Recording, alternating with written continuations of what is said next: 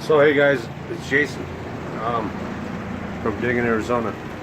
I've been trying to find a replacement part or parts for my car to replace these old sun-damaged door trims for my 1998 Grand Prix GTP. And I'll show you to you.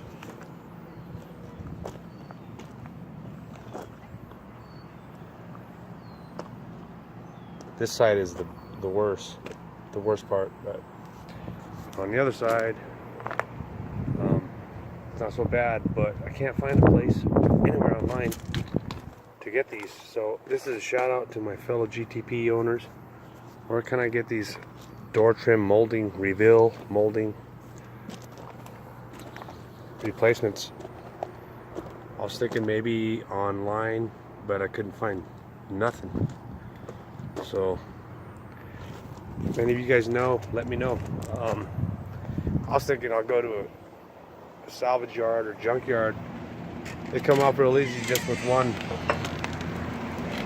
or a couple of screws. They come off real easy. But if you guys know, give me a shout out. Let me know if there's a place I can order them online.